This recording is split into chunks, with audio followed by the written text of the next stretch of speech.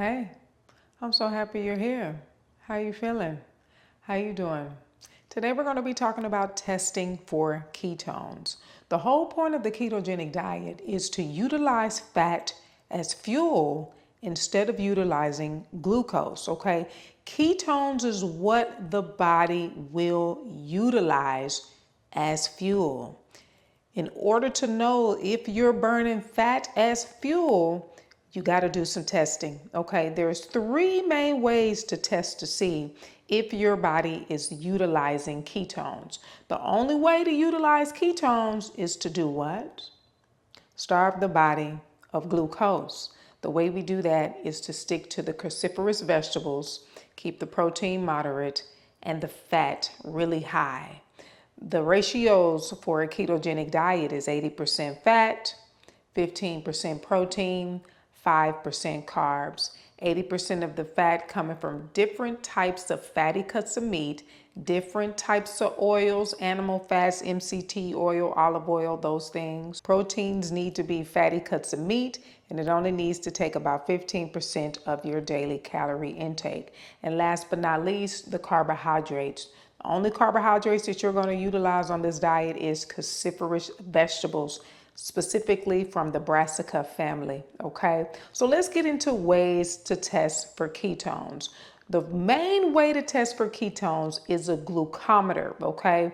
A lot of people that are diabetic know exactly what a glucometer is. A glucometer tests your blood sugar and it can also test your ketones, okay? That is the most accurate way to test to see if you are in ketosis, okay? The second way to test is a breath meter. This tests for acetone, which is fat oxidation, okay?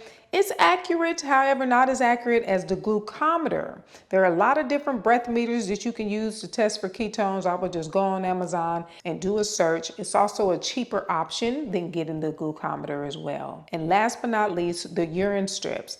I'd say don't waste your time on using the urine strips, okay? Because if the urine strips are positive, meaning you pee on the urine strip and it says that it is testing positive for ketones or a high level of ketones, then you're not really using the ketones. You're just peeing them out. So there's really no reason to use the urine strips. However, you got to use what your budget can handle, okay? But the thing is, it's not very accurate. They have some on Amazon that you can use if you want to just try those first, if you're just starting out in the diet. But then again, like I said, it's not as accurate as a glucometer.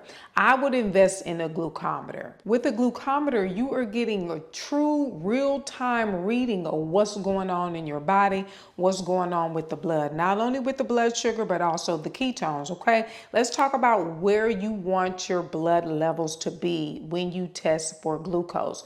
You want your blood levels to be between 75 and 85, I like to say, okay? A lot of people, give different numbers. I say between 75 and 85 for a glucose reading early in the morning, right when you wake up, before you even get out of bed. Test your blood sugar, okay? You want the fasting blood sugar from when you slept all night, okay? And your glucose can tell you an array of things that's going on in the body. It tells you if you didn't sleep well. It tells you if you're not processing foods well. It tells you if you're hypoglycemic, is your blood sugar up and down, up and down.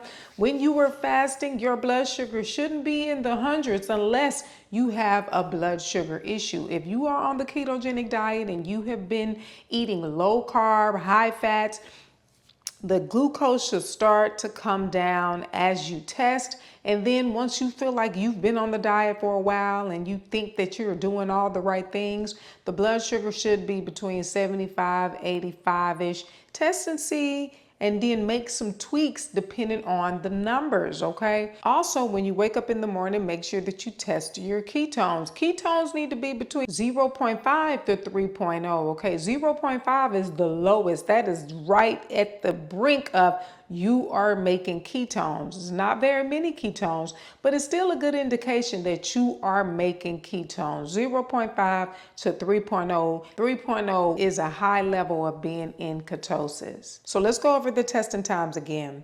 When you wake up in the morning, right before you get out of bed, test your ketones and your glucose, okay? Make sure that the ketones are between 0.5 to 3.0.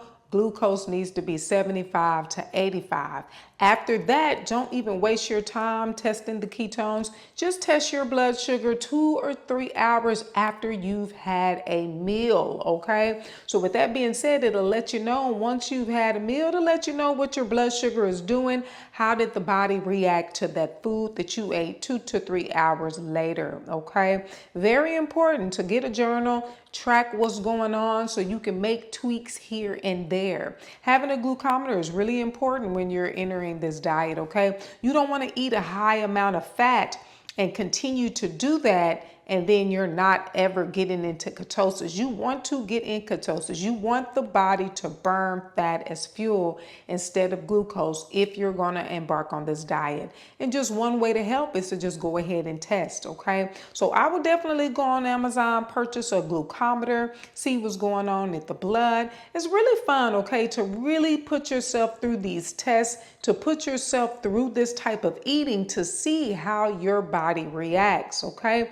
If you've tried all diets and you haven't tried the keto diet the right way, I suggest you do it. Give it a try. You know, you can't hurt yourself by trying a specific diet. A lot of people don't like this type of diet because of this reason. You got to test glucose, you got to eat high fat, and people have this thing in their mind that high fat means that you're going to get fat, which is halfway true.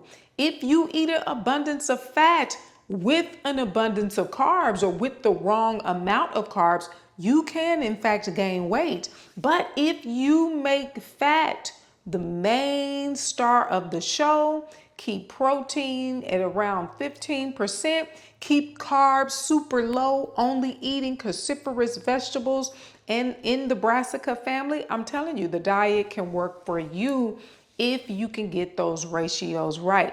Another thing is people don't like this type of diet because it's very limited.